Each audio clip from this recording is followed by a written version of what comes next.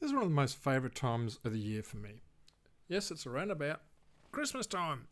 But apart from being Christmas, this is also when I have a bit of a navel gaze and have a look at what sort of things are happening around the world, nationally and regionally, so I can forecast what sort of things we can look at in regards to the commercial, property and business market. G'day, I'm Peter Bender from Bundaberg Commercial, and you've got me at pretty well the last video that I have for the year.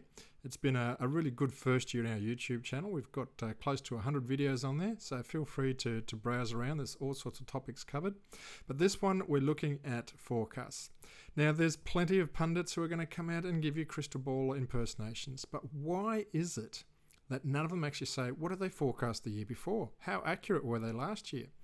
Well, I took the flak jacket. I had a look at my very first video when I did the forecasts and said, okay, let's have a look at what reality is. Now, the big mover that I had last year, I was pretty concerned with international factors and how they may affect Australia. We had two world wars, or not two world wars, but we had two wars in the world, as in Gaza and also the Ukraine. They're still going, and that surprised a lot of people. However, it didn't escalate, and it's almost tolerant at this stage, with everyone sort of, pushing and shoving, but generally keeping the peace in a military sort of way.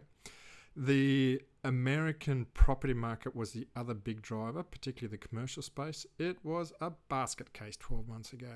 There was major companies like Brookfield Multiplex were handing back entire skyscrapers because they just worked out that it was better for their stockholders to get rid of those properties, give them back to the banks rather than try and fill them and get your money back that way. The status now internationally is that we've still got the two wars. It doesn't look like there's any more flashpoints around the world right now. Those two wars have both been going on for over a year now. It's very much a world of drones, and that's a little bit scary, but it looks like, I'd say, for next year, it's probably going to be tolerated rather than anything else. Now, in regards to... So having a look at that, so my forecast was, we may have some danger on that sort of spot. One of the aspects that I had, what was the impact of those wars? I thought we would have more overseas purchases in Australia.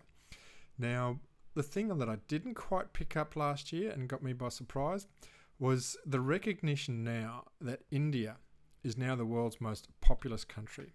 Now, when you recognise also that the amount of Indians who are in countries outside of India, that's a huge population. I think they've tipped the 1.5 billion people, and there are now more Indians than there are Chinese. Hey, look, I love them both. It's an interesting concept. They have different cultures, and being Australian, I've very enjoyed being multicultural. There's a lot that's brought into it.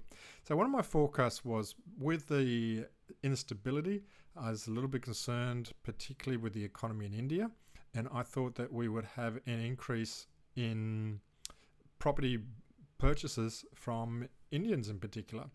That did eventuate. I actually sold probably half of my commercial properties and businesses last year to people from the subcontinent, and that was great to see that cash flow.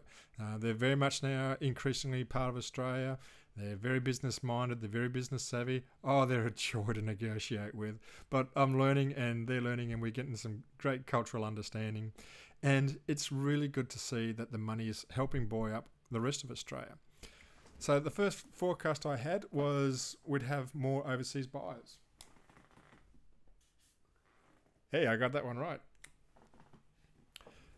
When we had a look at national level, the big impacts that we had there was the economy was, in my mind, sort of not really stable. There wasn't a real lot going on nationally. Did I mark anything in there? It was mainly the drive from the interest rates. That was the main factor. And the interest rates were very harsh on businesses and personal income. Your home mortgage is the same factor. And it was very much a concern that debt levels were going to stay high. In recognition of that, sometimes it's just a matter of relativity. it actually turns out that the current interest rates, if you look over a longer period of time, like over 50 years, is probably at the normal state now. It's just that we were used to interest rates for a good 5 years or so being so low because of COVID and other factors in place with that. So interest rates were the big one that worried me. Now, that really hasn't changed. The banks have reduced their interest rates a little bit, which is a reflection on the fact that they're getting less work. The RBA has changed governor, and the governor, whilst acknowledging that their big agenda is inflation, and they refuse to drop the interest rates while the inflation rate is high. Well, the inflation rate is going down. It's going down dramatically. It was at 6, now it's about 3.5. It's not within their what they call their range of what they want. But unfortunately, what I'm seeing is it's a situation where inflation is down, but interest rates are still very high. When inflation is down, that's usually an indicator that the economy is cooling. And we see that particularly down south. We've got the state now that consumer confidence is one of the things that they measure. And that is at an all-time low. Let me repeat that. Consumer confidence down south is at an all-time low.